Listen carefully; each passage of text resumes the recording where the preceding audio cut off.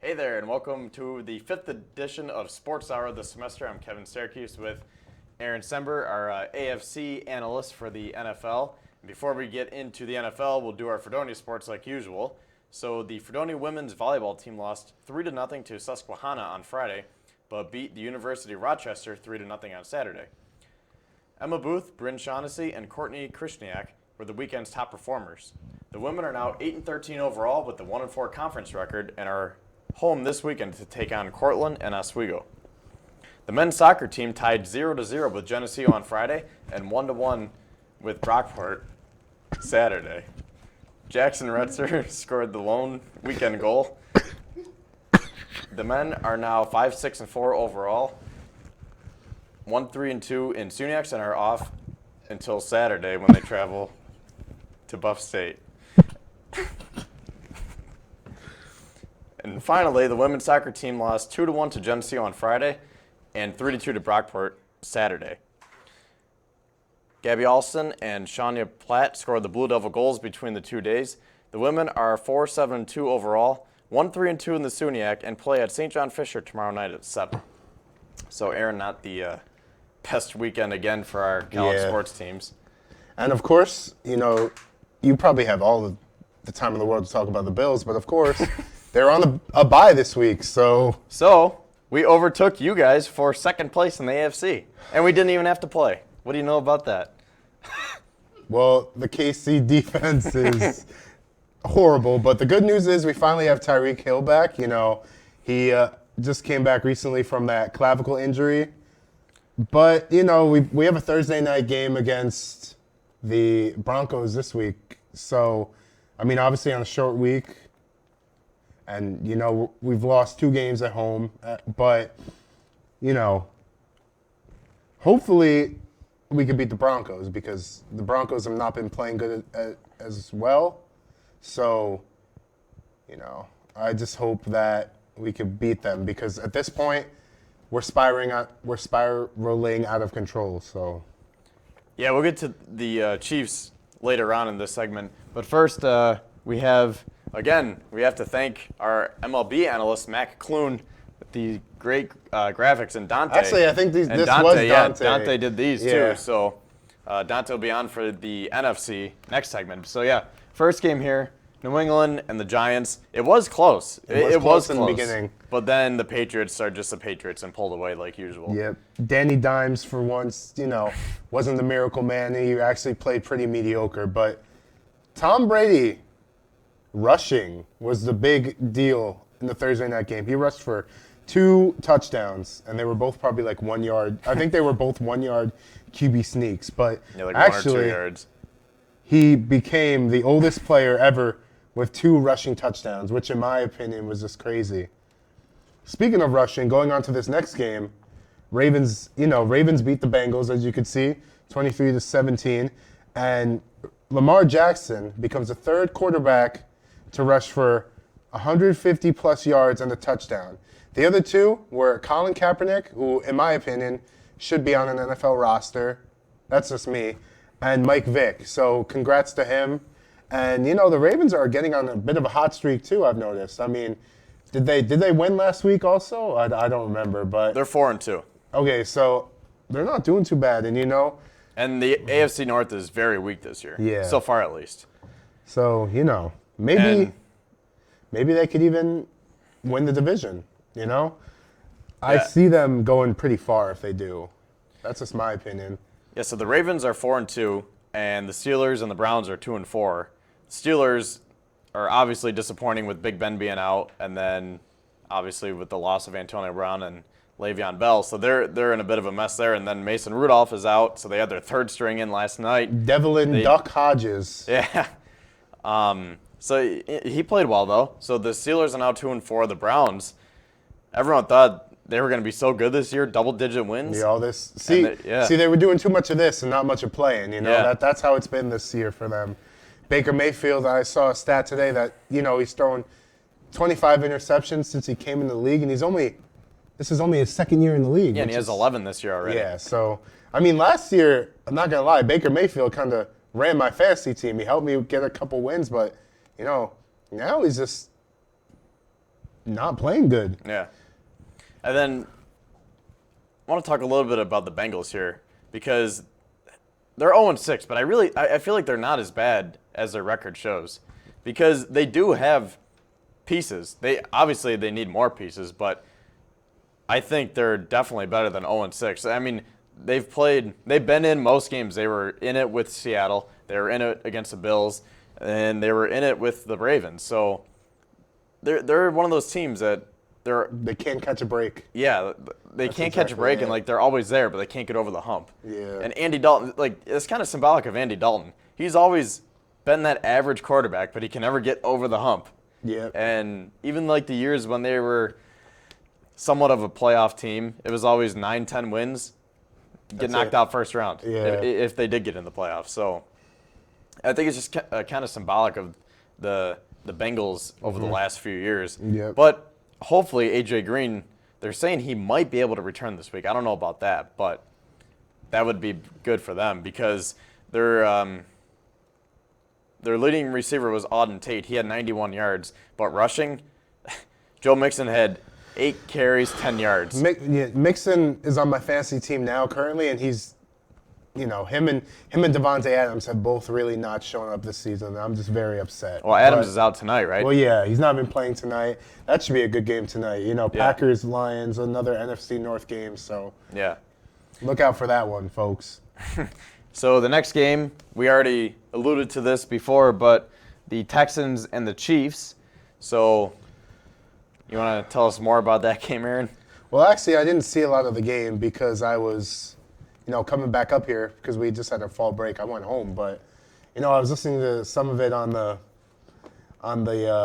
train because obviously the reception's pretty garbage. But, in the beginning, we had a great strike in the beginning to Darrell Williams for 52 yards down the field. It was like a wheel route, and Mahomes found him open, and it was just crazy because I'm like, oh, this is good. We're doing good. And then I didn't watch for a bit, and we were up. We were up by a good portion, probably about 10 points. I don't know. That was probably the largest portion of the day. I come back with 5 minutes in the fourth, and it's 31-24. It was the same score as the end of the game, and I was just like, then I saw the end, and I'm like, here we go. It's just the defense is just horrible, and we've had a lot of problems on the offensive line. A lot of people have been playing hurt, and we've been subbing people for different positions, and we're trying to get fresh guys in there, but it's just, you don't really have a lot of offensive linemen on your roster. You have of course, your starting 5, and then you maybe carry a few if you want to go on you see a lot of teams do now heavy, put an extra offensive lineman in the corner or in at the end of the formation for when the ref outside says runs, eligible receiver. Number 72 is an eligible. Yeah, well, exactly. No, that's more for an extra tight end or something. Yeah, a blocker, that's what I'm talking about, an extra tight end, blocking. Yeah. Oh, okay, yeah. But a lot of our guys are hurt, so basically that's why Mahomes has been, hit a lot. And last week he actually hurt his ankle. Yeah, I was gonna say, is he still bothered by that ankle injury? Because I know he was limping pretty good. Yeah. Who'd they play last week when they lost? Not the Lions. This is gonna get to me. Come on, you're a Chiefs fan. You gotta know this. Of course. I'm sorry, I have to look it up. I can't remember either. Oh my gosh. But it was their first loss of the year, and now obviously this is their second loss. So is he still banged up from that, or he is. Is he still feeling the effects then? It's the Colts. The Colts. Oh, that's right. The Okay. Colts. Yeah. Yeah, he is a little. Oh, that was on Sunday night. Yeah, he is a little banged up. I mean, and then going into the short week, that's not going to be good for him. But I don't know. Lately, I've just been watching the defense play when it's, when the other team's offense gets on the field. I'm just like, oh, what's going to happen? They played pretty good, honestly, pretty good. Tre'Davious Ward had a nice one-handed interception, and, everyone was like, oh, just, again, looking at these comments after the game on the Facebook page, the final from Arrowhead, and then showed, the loss, and all these negative comments about the defense. I can agree. We fired Bob Sutton last year. We got Steve Spagnuolo, and we're looking like the same defense led under Bob Sutton. So it's just, we haven't improved at all. That's just my opinion. And the team that you're playing next week, they're on a 2-game winning streak. The Broncos, you see at the bottom of the screen here, they were 0-4 to start the year, but now they're 2-4. And I mean, the Broncos, they have one. I think they're fourth. They're ranked fourth in the league in total defense. So that defense that was once one of the top in the league when they were in their Super Bowl days with Peyton Manning. Yeah. They still have some remaining pieces from that, and I think the Broncos could turn it around here. I don't think they're necessarily a playoff team, but I think they're definitely going to put up a fight every week. So it's going to be another tough one, especially in prime time. Yeah. Against the Broncos. And Mahomes it's actually proven he's horrible in prime time. So I can't wait to see how he does. And then on the other hand, go ahead. But yeah, the Broncos get a nice win, and sometimes I don't even think the Titans are trying. One week they put up like 45, and they didn't even score. So I don't know how they're very inconsistent. Marcus Mariota was benched for Ryan Tannehill. Yeah, of course. That's why I said, like, a couple weeks ago, I said, is he a starting quarterback? And obviously Tannehill didn't even play that good. Obviously, seeing that they didn't even score any points, I didn't watch a minute of the game. But as you could see, they didn't play good. But as you were saying, getting on to your next, I'm guessing you were trying to talk about I was the going to Jets, say, right? Well, I was going to say that Mariota was benched. But so great minds think alike. But yeah, a couple minutes left. So 2 games. Like I said earlier, the Steelers beat the Chargers. I watched about 5 minutes of this game in the first quarter. 5 minutes into the first quarter, it was like a backwards. Phillip Rivers tried to get it away to Melvin Gordon. Right over his head. Devin Bush picks it up, runs it in, and then they score again. It's 14-0. The rookie Hodges didn't even see the field till about like 9 minutes into the first quarter. And they're already he up had a by nice 2. cushion to come exactly. into too. And I mean, Chargers fought back. They were down 14-0, and they almost won. They were down by a touchdown, but they're also a team that's not been playing that great. They were 11-5 last year, and they lost to the Patriots in the wild card game, but they're not a bad team. Phillip Rivers, I don't like him I like him as a player. I don't like him as a divisional, the Chargers and whatnot, but you want to see him get one. He's 38. He's the only old quarterback besides Tom Brady left. Big Ben is out. Drew Brees is out for probably a few more weeks. So it's just nice seeing him playing well and whatnot.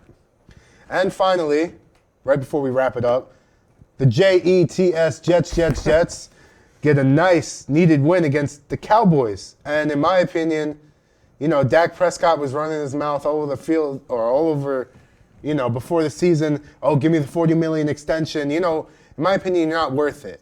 You play inconsistent and whatnot. That's not how you get the money. You got to play consistent. Throw 1 touchdown every game. Throw 2 maybe.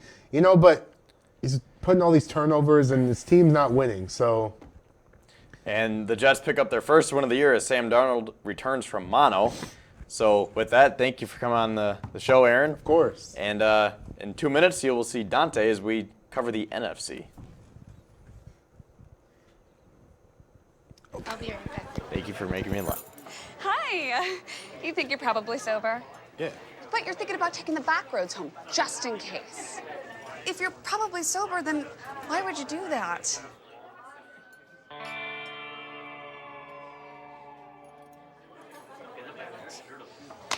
Good choice. Probably okay isn't okay. If you see a warning sign, stop and call a cab, a car, or a friend. That's a full glass of wine. I'll be chatting you later. There are 16 million children struggling with hunger in America. That's 1 in 5 daughters, sons, neighbors, and classmates who don't know where their next meal is coming from. Yet billions of pounds of good food go to waste every year. It's time we do something about it. Feeding America is a nationwide network of food banks that helps provide meals to millions of kids and families in need. Visit feedingamerica.org to help them feed even more. Together, we can solve hunger. Together, we're feeding America. Hamilton was adopted from a rescue in 2008. He really likes to be around people. And as soon as I start to make my breakfast, Hamilton is right there. I get out my mat and I'm doing a downward dog and he's underneath. He's quite the pug about town. He gets invited to a lot of parties. He knows he's a pretty big deal. I mean, look at this little face. How could you not love him?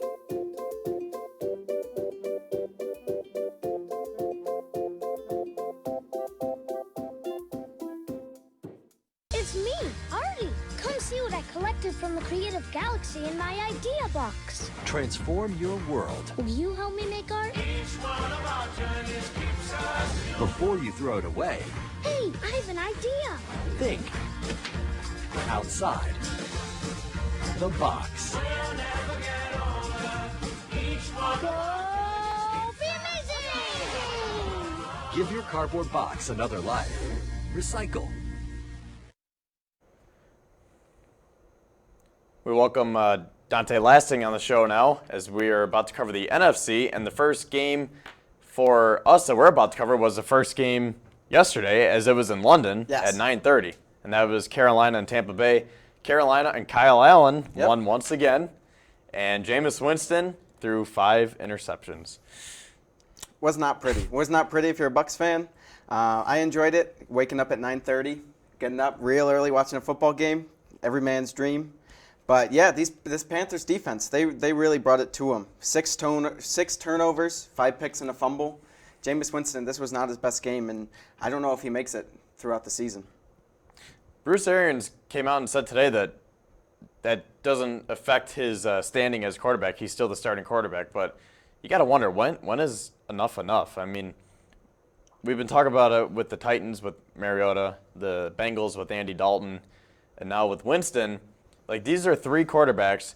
They're like the stereotypical average quarterbacks to me. Like, I feel like they hit their ceiling and that's it. Like, sometimes they look really good and you're like, oh wow, this is the year. And other times it's like, all right, we got to tank and get Justin Herbert or someone else in the draft. Definitely. And I don't know. It just makes me wonder, when are they going to pull the plug on these guys? And that's fine. Some quarterbacks, they're mediocre. That's what they are. But for a first overall pick, to be that mediocre. Right. I forgot he was first. Yeah, he drafted was Mariota number was 1 second. overall in 2014. 14. Okay.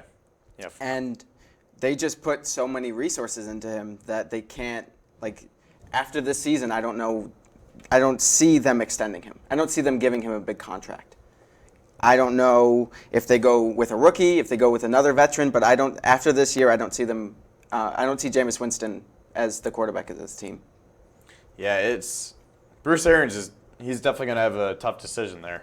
So, sticking with the NFC South, the Saints and Teddy Bridgewater got another win. The year of the backup quarterback, Kyle Allen, that was his 4th win? Yes. So, yeah, he's 4-0 this year. And Teddy Bridgewater is that his 3rd win? How long has Breeze been out? 4 weeks. 4, so he's 4-0 too.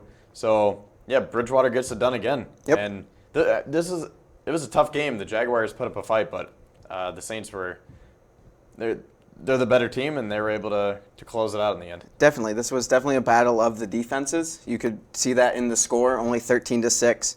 But what really stood out was how this Saints team can win. The different ways and the different style of ways that they're winning. It's not all shootouts and not all close games. There's a mix of each. And going into later in the season, that will help you. And going with the Saints and the Panthers, they're the top 2 for the NFC South. They still play each other twice. So those games will mean a lot in who either makes the playoffs or wins the division. And Cam Newton is close to coming back, so it looks like Kyle Allen is done, but he's played great. They also have a tough decision to make, either Kyle Allen or Cam Newton. That's tough because you don't lose your job to an injury, but at the same time, if it ain't broke, don't fix it. How do you pull a guy that's 4-0? And the offense is just clicking every week. It really is. I guess we'll see in these next 2 weeks. The Panthers play the 49ers and the Packers. So, I mean, we'll see if he still continues to win. I don't see a way that they can pull him out. So, only time will tell. Yeah. And I wouldn't really call it a quarterback controversy, but he's been taking a lot of heat lately. Kirk Cousins he got it done yesterday, 38-20 over Philadelphia. And this comes after Zach Brown called Kirk Cousins the weakest link to the Vikings offense. And Cousins finished with 333 yards and 4 touchdowns. And Zach Brown was released today by the Eagles. It's just the irony of the NFL is unlike any other. But Kirk Cousins has had a solid 2 weeks. After that Bears game where he just looked terrible, he's had a solid 2 weeks. If he can build off of it, then his haters won't be able to say anything because he's playing well. But I really like his play. His wide receivers have stepped up. They've gotten Stephon Diggs finally. Definitely. And for the Eagles, they're in win now mode. They're 3-3. They can't really afford many more losses. They have a very tough game on Sunday Night Football this week versus the Cowboys. That is going to be a crucial game for both teams. And then coming down to Buffalo. That's right. So, yeah, it's definitely, well, not crunch time for Philadelphia, but they're getting into a very tough part of their schedule here. Definitely. Because the Cowboys, like Aaron and I were talking about, they're 3-3 now. They're on a 3-game losing streak, but you put them in prime time and a rivalry game like that, you're going to get a good Cowboys team. Yes. And it's going to be a tough game. So, yeah, both teams are 3-3, and well, yeah, they're both going for first place too. So yeah, it's definitely going to be a good game, I think. And in that division, it's just them two. So yeah, because the Redskins are exactly the Redskins, and the Giants are okay, but I don't see them making a playoff push. Yeah, I think they're still a little ways away. Yeah, definitely. All right, so the next game we're going to talk about Seattle and Cleveland. We thought Cleveland was going to get it done this week, but Russell Wilson and the Seahawks are just too good. They came on a strong lead. They were up early, and then everything fell apart. The Browns scored 3 touchdowns in the first quarter, and then 2 picks and a block punt in the second quarter. Like, that's just Jekyll and Hyde. That is just the case of 2 bad quarters, and the Seahawks, they capitalized on it. They ran away with it, and from then on, it was kind of close, but it was all the Seahawks had control. And I saw today, I don't know which drive it was, but Russell Wilson said he lost connection with his coaches and his headset. Yeah. And he called plays for a whole drive, and he let them down and scored. So, again, that just shows, we talked about it last week, Russell Wilson is so good. He really is. And he still hasn't thrown an interception. Yeah. 14 touchdowns, 0 picks for the year. Yeah. And another big road win. They came across the country, and they got it done. The Browns, they have a bye week this week. I really think they need to regroup, refocus, because they have a lot of tough matchups coming up. We thought that this early part of the schedule was their toughest, but it's continued to get harder. They have the Patriots, the Broncos, and the Bills coming up, and that is not an easy task, especially with the Broncos. They've won their past 2 games. That's not a gimme game anymore. Like, they really got to step up, and it starts with the head coach. Yeah, it's a lot of people are wondering now if Freddie Kitchens is made to be a head coach, because he was really good at being an offensive coordinator, but so far it looks like he's not going to be the best head coach. But it's still early. Yes, it definitely is early, and some coaches aren't meant to be head coaches. Mm-hmm. Their peak is at a coordinator position, and they thrive on it. Yeah. And if that's what happens, it's not that the coach is bad. He just thrives at a certain position that maybe another person would do better at. Yeah. So we'll see if the Browns can get it together over the bye week. I think it came at a perfect time for definitely. them. And next game, San Fran and LA. And San Fran, I think that really solidified them as a team that is for real, as everyone in the media calls it. They're 5-0 now, and their defense is playing tremendous. The only thing, everyone loves to hype the Patriots. But the difference between them and the 49ers is that the 49ers have played good teams. Yeah. The Patriots just flat out have not. But They play the Bills. That's true. And it was a close game. They almost lost. But you can see the 49ers with actual competition, their defense is definitely top 5. Yeah. It is an amazing defense. It held Jared Goff to 78 yards throughout the entire game. 78 passing yards for the whole game. Crazy. The Rams are definitely missing Todd Gurley. Mm-hmm. They really are. That explosive running game that they had last year, they are really missing that. Yeah. Yeah, San Fran just completely shut down that high-powered offense. Definitely. They really did. And their schedule gets a little bit easier. They're playing some teams that are definitely beatable, so they could keep this winning streak on longer.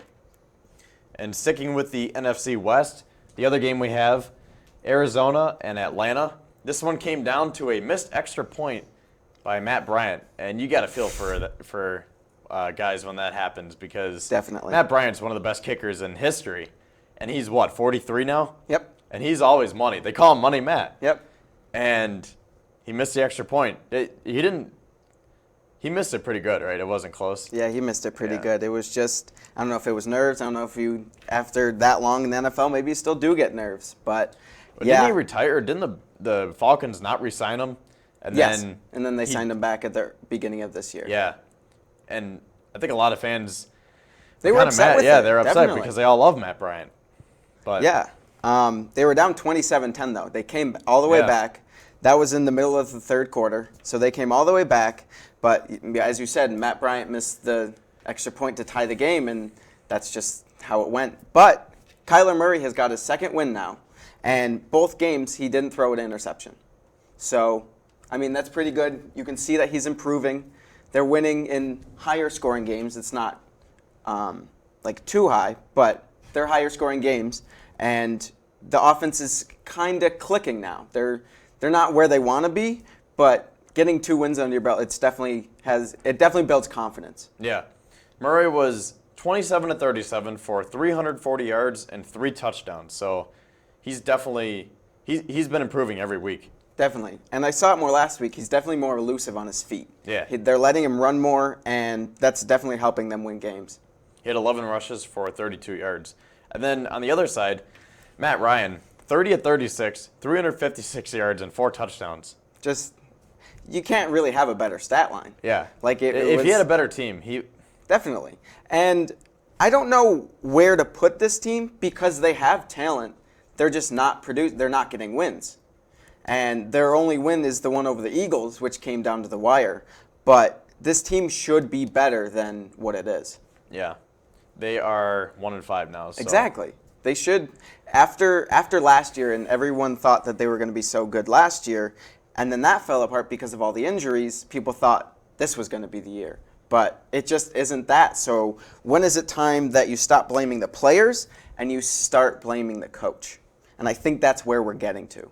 Yeah. Real quick, we're almost out of time. So last game, probably the least relevant, but one of the most entertaining, actually. Washington and Miami, a battle of the winless teams, and Washington got their first win of the year because this one came down to an extra point too, or lack thereof, because Miami went for 2 and didn't get it. Ryan Fitzpatrick tried a screen pass to Kenyon Drake and got stuffed. Actually, Drake didn't even catch it. So the Redskins get their first win of the year. Dolphins are 0-5 and are at Buffalo, who are 16.5-point favorites over the Dolphins this week. So, feeling good? Yes. And I'll be here next week. And with that, thank you, Dante. And Mac will be on in a couple minutes to talk about the MLB playoffs. I'll be right back. Hi. You think you're probably sober? Yeah. But you're thinking about taking the back roads home, just in case. If you're probably sober, then why would you do that?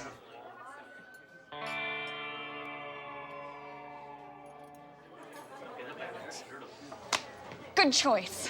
Probably okay isn't okay. If you see a warning sign, stop and call a cab, a car, or a friend. That's a full glass of wine. I'll be chatting you later. There are 16 million children struggling with hunger in America.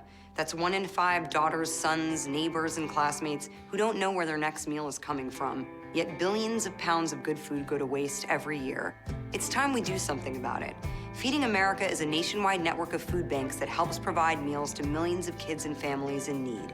Visit feedingamerica.org to help them feed even more. Together, we can solve hunger. Together, we're feeding America. Hamilton was adopted from a rescue in 2008. He really likes to be around people. And as soon as I start to make my breakfast, Hamilton is right there. I get out my mat and I'm doing a downward dog and he's underneath. He's quite the pug about town. He gets invited to a lot of parties. He knows he's a pretty big deal. I mean, look at this little face. How could you not love him?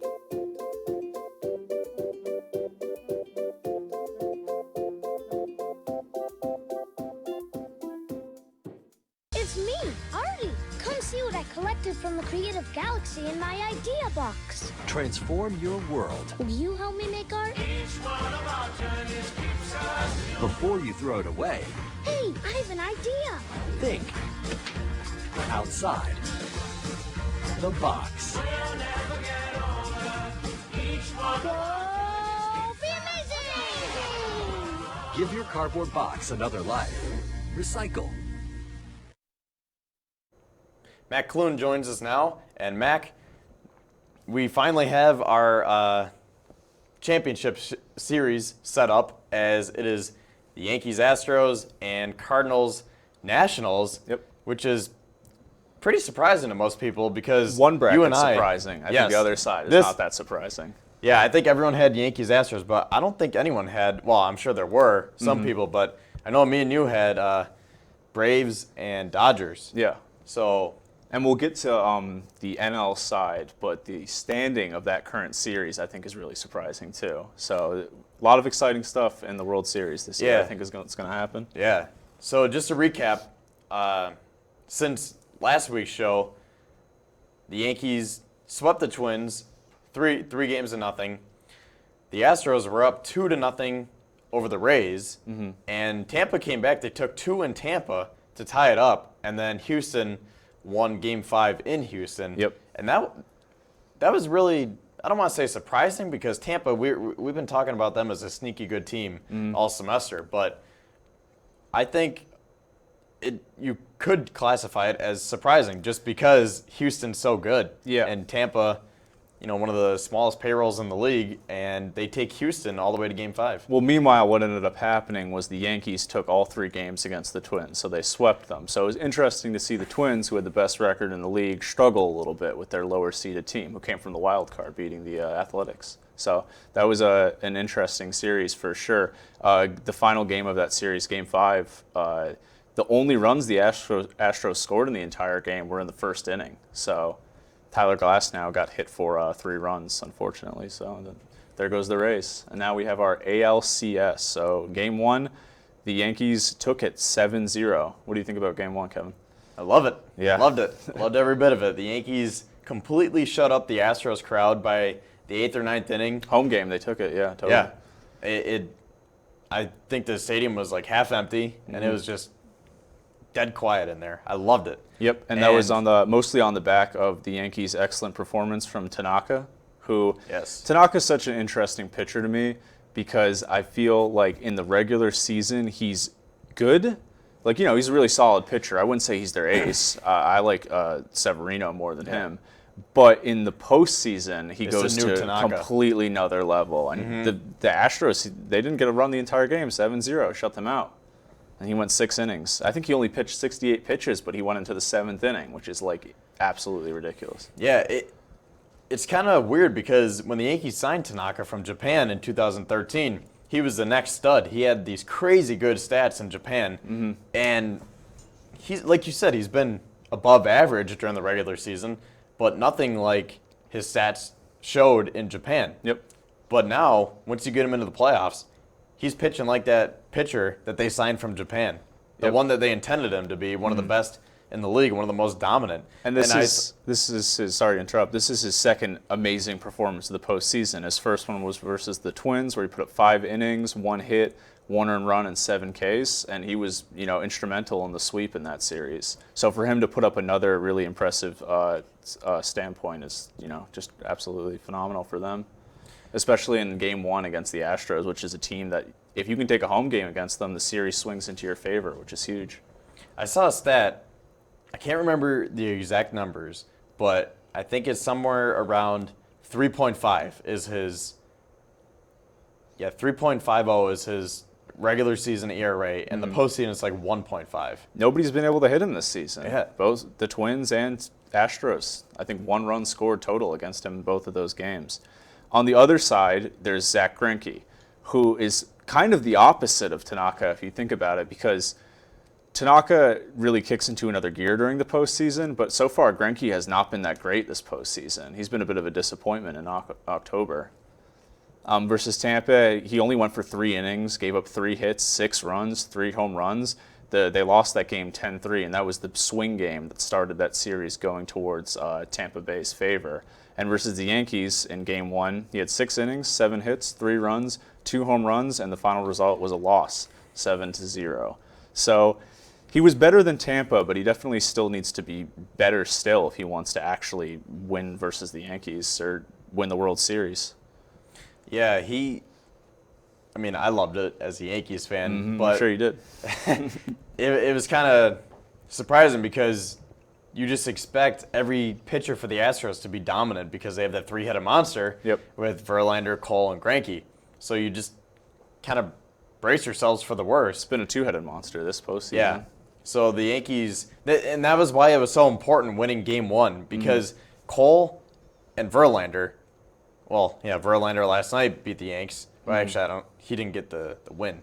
But those games, when you're facing those two guys, those are more likely to be lost than games against Greinke.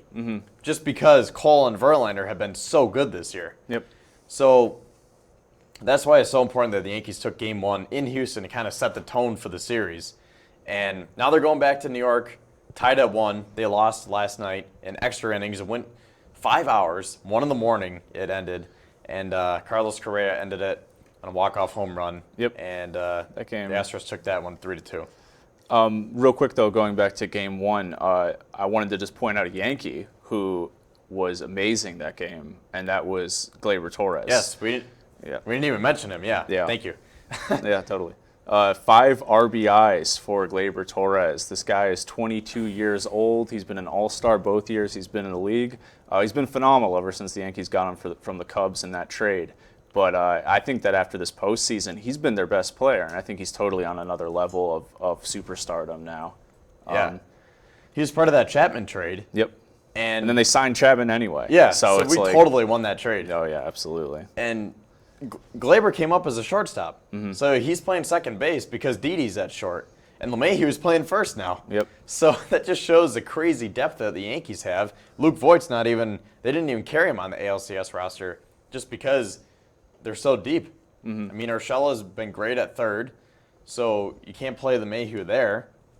And, Voigt is off the roster, so. And going into the Yankees lineup, we've talked about how oftentimes they've been injured during the regular season, but now all the pieces are coming together, and you can see how dangerous this lineup is with Giancarlo, you have Judge, you have Encarnacion, DJ LeMahieu, Gleyber Torres, Brett Aaron Gardner. Hicks is back now, Severino. They are firing on full cylinders up until last night, where they had their first postseason loss. Astros 3, Yankees 2.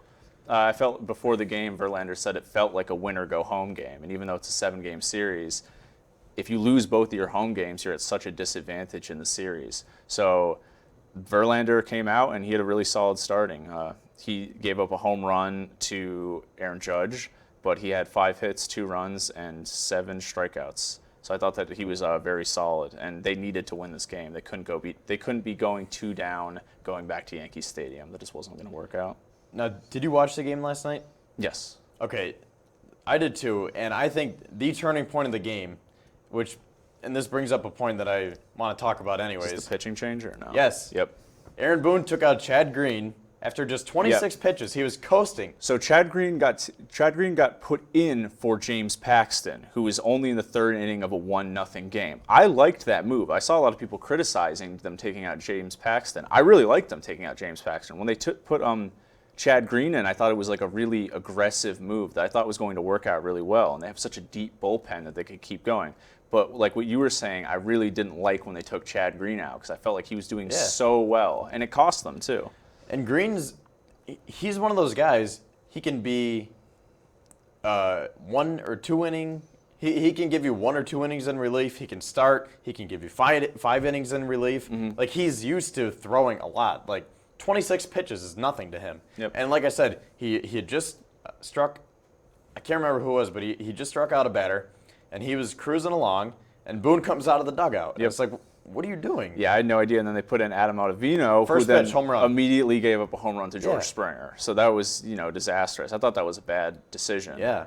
And that tied the game at 2, and then obviously they went into extras and lost. Yep. Now, I'm not saying they definitely would have won. Yeah. But it really makes you think, if they would have left Chad Green in and not overanalyzed it, would they have won? That run can really make a difference. The game went to 11th, and then Carlos Correa hit the walk-off bomb to save their series, potentially. Save their season, really.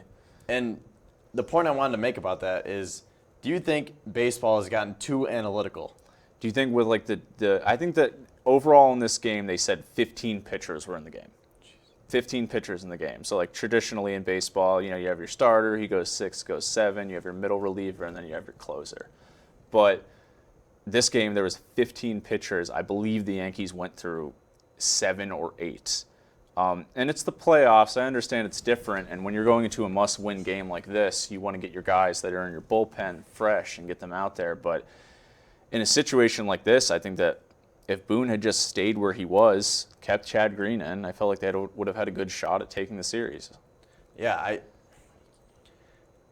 I think it's gotten too analytical because managers and coaches and everyone else wants to look at sabermetrics and analytics and all these stats and everything and say, oh well, Ottavino has a 52% chance of striking out.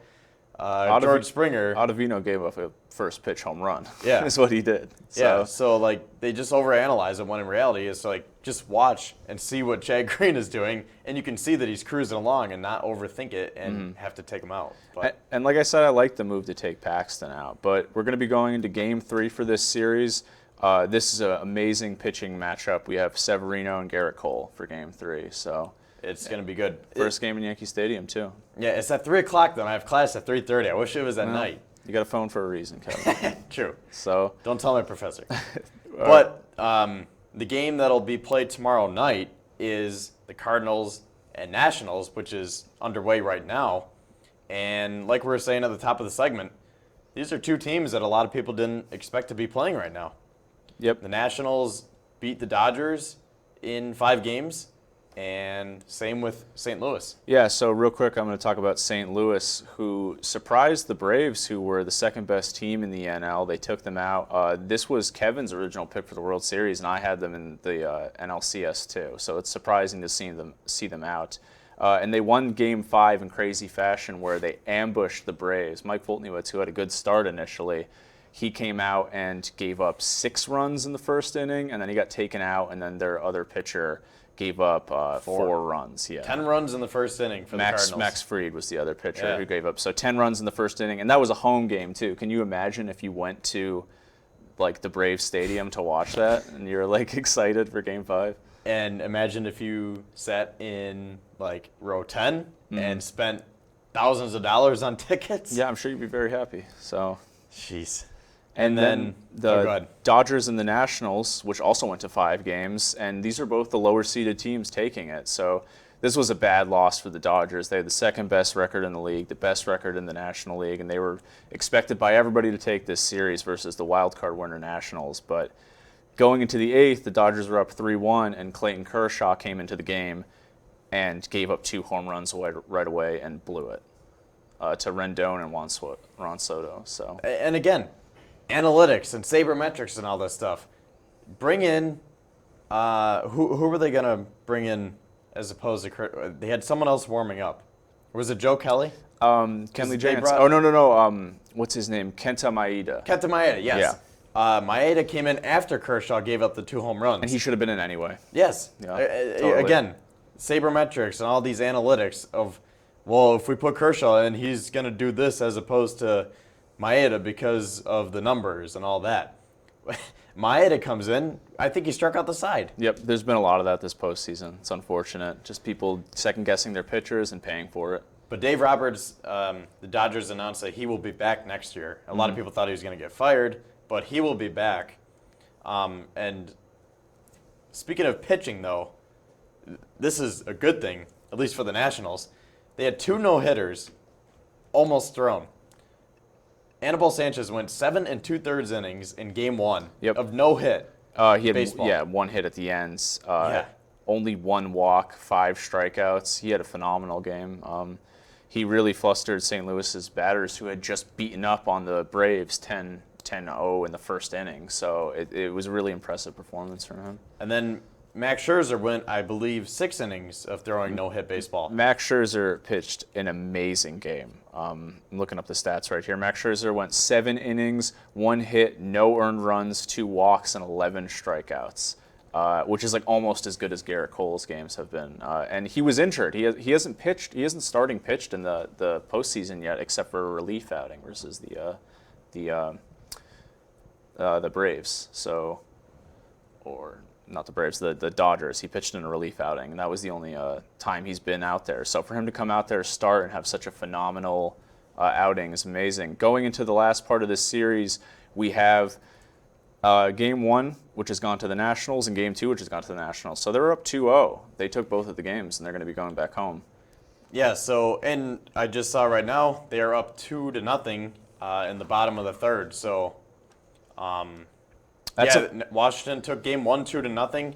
They took Game 2 3-1, and they're up 2-0 tonight. So if they win tonight, I don't want to say it's over, but they got a very good shot of making the World Series. And Washington never wins, and they're going to be doing it without Bryce Harper. Wild card team too. Yeah. So thanks for coming on again, Mac, and thanks again for the graphics. And Josh will be on to talk some hockey and the Sabres, who have yet to lose in the regular season. I'll be right back. Hi. You think you're probably sober? Yeah. But you're thinking about taking the back roads home, just in case. If you're probably sober, then why would you do that?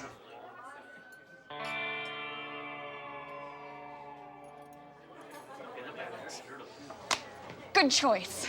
Probably okay isn't okay. If you see a warning sign, stop and call a cab, a car, or a friend. That's a full glass of wine. I'll be chatting you later. There are 16 million children struggling with hunger in America. That's 1 in 5 daughters, sons, neighbors, and classmates who don't know where their next meal is coming from. Yet billions of pounds of good food go to waste every year. It's time we do something about it. Feeding America is a nationwide network of food banks that helps provide meals to millions of kids and families in need. Visit feedingamerica.org to help them feed even more. Together, we can solve hunger. Together, we're feeding America. Hamilton was adopted from a rescue in 2008. He really likes to be around people. And as soon as I start to make my breakfast, Hamilton is right there. I get out my mat and I'm doing a downward dog and he's underneath. He's quite the pug about town. He gets invited to a lot of parties. He knows he's a pretty big deal. I mean, look at this little face. How could you not love him?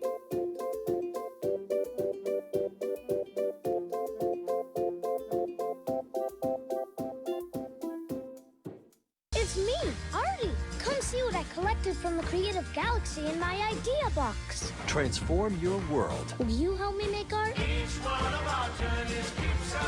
Before you throw it away, Hey, I have an idea. think outside the box. Go be amazing! Give your cardboard box another life. Recycle.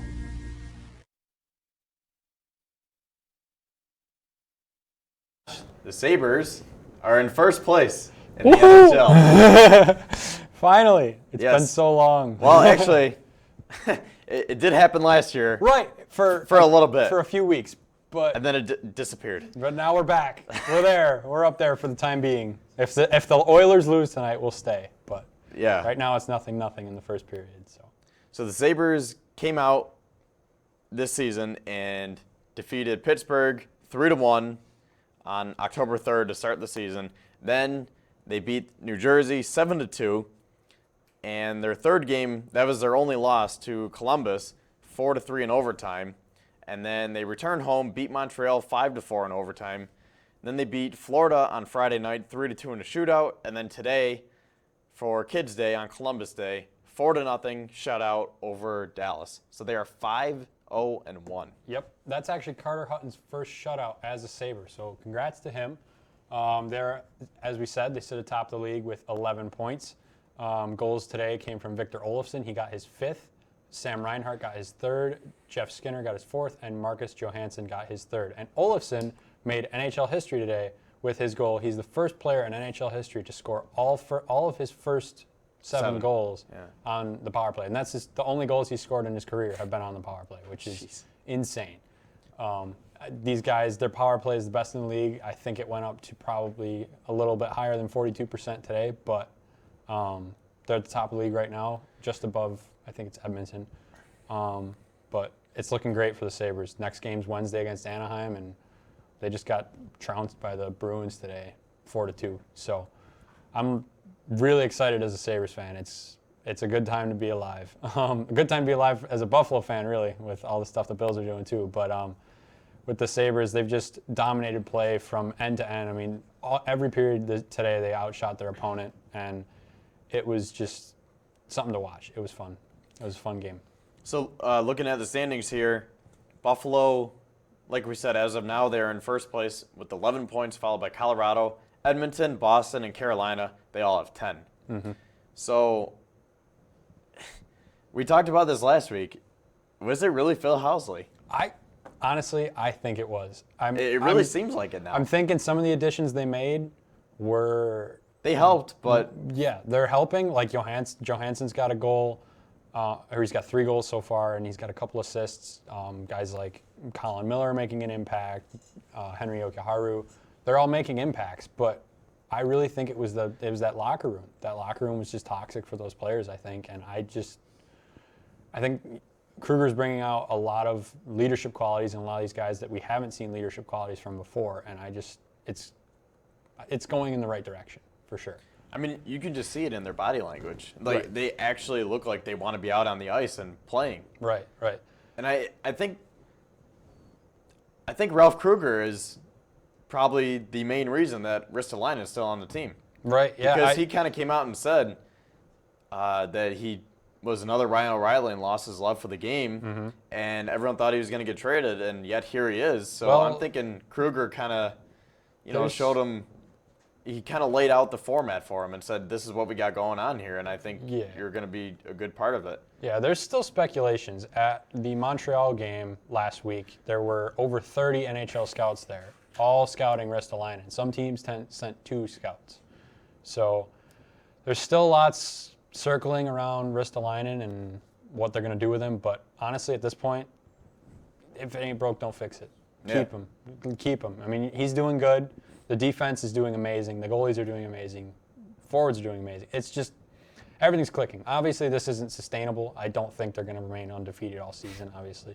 But They're not going to go 81-0-1. No, but I really think that if you start playing better against your divisional rivals, like the Maple Leafs, the Panthers, teams like that, and if the Metro stays bad, which is looking like it's going to be bad this year, which the Metro usually isn't, then the Atlantic Division will have 2 teams in the playoffs instead of just 1 or even none. So hopefully that's the hope, that the Metro isn't as good as it has been in the past few years. But So the Sabres head out west now. Like Josh said, they play Anaheim next Wednesday in Anaheim, 10 o'clock. Then they go to L.A. to take on the Kings Thursday night. And then Saturday night they're in San Jose. And then they come home to play San Jose on Tuesday. And funny thing about that, tickets as of today at 3 o'clock for the San Jose game on StubHub, $20. yeah, no, they're still crazy low, which is awesome for the fans. I mean, buy now. Yeah, I mean, Bills tickets against the winless Dolphins are $85. Right, exactly. So it's buy now before they get really good. And then, yeah. But And real quick, I just want to say, last time San Jose came here, I think it was the last time, it was their 10th win of that 10-game win streak. Yep, that was that And 10th Skinner. win. That 10th win was something. I still remember that vividly. Yeah, it's crazy because I just got out of class and I looked at my phone and I saw that Skinner scored. I go, "Are you kidding me? They scored again?" No, I was going crazy with my family. That was a fun time. And then it all went down from there. We don't talk about But that. I really think it's different this year, and like we were saying with Kruger, so I like the direction that the Sabres are headed in. Right. So to get some other NHL news, it's been a pretty wild and wacky first couple weeks here. Some interesting team news here. Bo Horvat, was named captain of the Vancouver Canucks. This now leaves the Detroit Red Wings, the New York Rangers, Ottawa Senators, and Vegas Golden Knights, the only teams without captains. So my thoughts here are, what does this have on the players' mentality, with no set leadership? I mean, of course, there's leaders in the locker room, leaders on the benches, but, I mean, all these teams are doing pretty decent besides, maybe New York, the Rangers. But it's interesting to see what a team does when they don't have a set leader in their, like a concrete leader for their team. And Bo Horvat is definitely that for the Vancouver Canucks. This was an awesome ceremony for them. They brought out their first captain and their most recent captain, which was Daniel Sedin, and they did a whole big ceremony for him. It was pretty cool to see. But I'm just interested to see where that goes for those teams who still don't have captains, as in leadership-wise. Yeah, I think I see it both ways, but I think you need a captain on your team. Right. You need like that voice, Right. that body to just get everyone to rally around you, and when times are tough, you follow his lead. Right. And that's why it's so important that when these teams like the Sabres are going through a rebuild, that you have someone to look up to in those moments. Yeah. And Eichel's getting better and better at that, in my opinion. Yeah, the NHL posted a thing where they listed all the captains in the league, and you see all these big names like Claude Giroux, Sidney Crosby, Drew Doughty, all those guys like that, the big names that you've seen for years in the NHL. And you know that those are set leaders, and they're going to be good for that team, and they're going to lead that team to good things.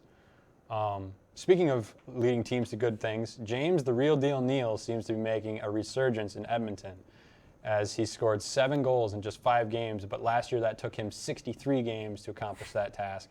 So I think it was a problem in Calgary for him, because he did great for Vegas, but he went to Calgary and he just disappeared. And now he's back in Edmonton, and Edmonton's undefeated. He's got 7 goals in 5 games. Life is good if you're an Oilers fan at this point. Oil changes are done. Those silly NHL Network reruns are finally done. 2 things about that. One about James Neal, one about the Oilers. So with James Neal, he's only 32, and I've always liked him because he's always been a solid goal scorer. His best year was in 2011-2012 with Pittsburgh. He had 40 goals, 41 assists. Yep. And he's always been a consistent 25, 30 goal scorer. So last year, I thought, wow, you put him in Calgary with Mark Giordano and Sean Monahan, Johnny Gaudreau, Johnny Hockey. Yeah, Johnny Gaudreau. That's Johnny what I couldn't think of his name. I was like, he's a perfect fit for them. And like you said, 63 games, 7 goals, 12 assists. Right. It's so nothing. It was just a terrible that's year. not James Neal numbers at all. So now you put him with McDavid and Edmonton, and so far it's clicking. And the point I want to make about Edmonton is I think it's really cool that the 2 phenoms out of that 2015 draft, Connor are leading McDavid the lead right now. Yep. and Jack Eichel, are leading the league right now. Yep. And 1 and 2. that 2015 draft just keeps paying off for everyone. Yeah. That draft is exploding. You got big names coming from everywhere. It's nuts. I didn't realize Mitch Marner was in that draft too. Right. You have Kyle Connor, you got Jack Eichel, you got McDavid, you got Mitch Marner. It's a draft that keeps on giving. Yeah, really. And last thing we have here, going back to San Jose, they re-signed Patrick Marleau, who was there from 1997 until 2017. Right, and this is proved to be a big signing for them, even though it's only a 1-year league minimum contract of $700,000. Marleau's 40 years old, and he's scored 2 goals in his first 2 games back. So that's awesome for San Jose, and they've been turning it around so far. Is this his last year, or did he just come back because he wanted to and he wants to play here longer? Or well, he was a free agent, but I think this is his. It's coming to the end for him. Yeah. I think. But and he got a really nice ovation from the fans, so they love him there. Yep.